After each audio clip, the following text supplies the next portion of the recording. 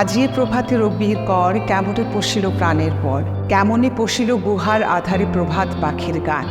না জানি কেন রে এতদিন পরে জাগিয়া উঠেছে প্রাণ, জাগিয়া উঠেছে প্রাণ, ওরে উথলে উঠেছে দ্বারি, ওরে প্রাণের বাসনা প্রাণের আবেগ রুধিয়া রাখিতে নারী। থর থর করি কাঁপিছে ভূধর, শিলা রাশি রাশি পড়িছে খসে, ফুলিয়া ফুলিয়া ফেনিল সলিল, গরজে উঠেছে দারুণ রুখে।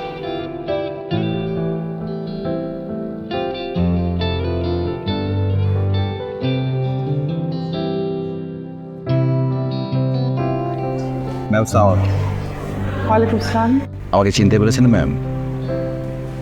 আমি দীপু। আপনি আমাদের ক্লাস 7-এ বাংলা পড়াতেন। আপনার মুখে নিজের স্বপ্নভঙ্গ কবিতা শুনেছি। তারপর থেকে তো কবিতার প্রতি ভালো লাগা তৈরি হয়েছে। দীপু, তোকে চিনব না? তুই আমাদের দীপু নাম্বার 5 ছিলি না? জি ম্যাম। স্কুল জীবন শেষ করার পর সবচেয়ে বেশি মিস করেছি আপনাকে। একদিন সকালবেলা ঘুম থেকে উঠে আবিষ্কার করলাম আমাকে আর স্কুলে যেতে হবে না। বয়স অল্প ছিল, চোখে কোনো পানি চলে আসছিল না। দরজা বন্ধ করে হাউমা করে কাঁদলাম। তারপর তো বাবার বদলি হয়ে গেল। একটা স্কুল ছাত্রর জীবনের সবচেয়ে কষ্টের সময় কোনটা ম্যাম জানেন? তার পছন্দের ইউনিফর্ম, ব্যাগ, জুতো সারা জীবনের জন্য আমাকে তুলে রাখে। তুই তো দেখি অনেক বড় হয়ে গেছিস, কি সুন্দর গুছিয়ে গুছিয়ে কথা বলছিস। আইনস্টাইন জীবন সম্পর্কে কি বলেছে জানিস? জীবনটা হচ্ছে বাইসাইকেলের মতো, তুই পড়ে যেতে যদি না চাস তাহলে তোকে সামনে যেতেই হবে। চল চল।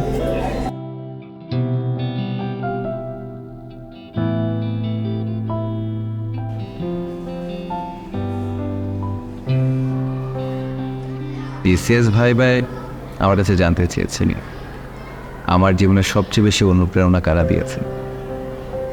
আমি চোখ বন্ধ করে আপনার নাম পড়েছি।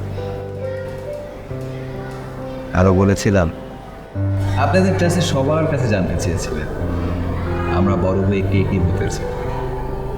কেউ বলেছিল ডাক্তার হবে, কেউ ইঞ্জিনিয়ার, কেউ ব্যাংকার। আপনি তারপর জানতে চেয়েছিলেন তারপর আমরা কি। আর তুই ক্লাসের মধ্যে চপ করে দাঁড়িয়ে কনফিডেন্সের সাথে বলেছিলি ভালো মানুষ হব। সে বছরটায় দারুণ একটা প্রজেক্ট করেছিল তোরা।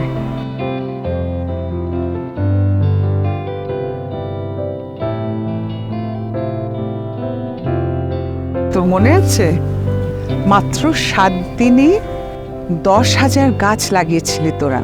সারা শহরে এটা নিয়ে তো গল্প করা শুরু হয়ে গেল। গর্বে আমার বুকটা ভরে গিয়েছিল জানিস। আচ্ছা, এত কিছু যে বললি, তারপর তো তোর চাকরিটা হয়েছিল। আপনার মনে আছে ম্যাম, আমি আপনার কাছে একটা প্রতিজ্ঞা করেছিলাম যেদিন আমার চাকরি জীবনে প্রথম প্রবেশ করব তার আগে আপনার কাছ থেকে দোয়া নিয়ে যাবে। কাল আমি জীবনের প্রথম চাকরিতে জয়েন করছি।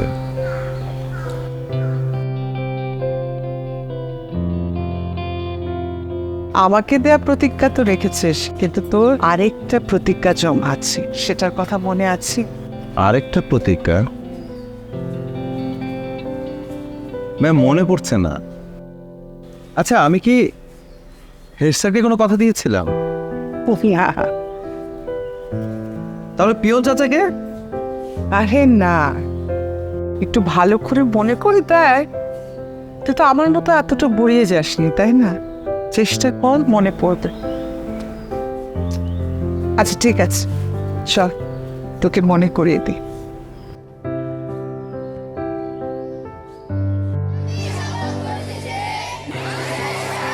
সর্বদা নিজেকে নিয়োজিত রাখিব দেশের একতা এবং সংহতি বজায় রাখিবার জন্য সর্বদা সচেষ্ট থাকিব।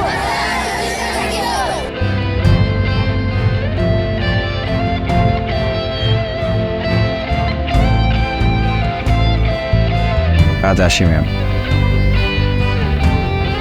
দেশকে দেয়া এই প্রতিজ্ঞাটা ভুলে যাস না দীপ।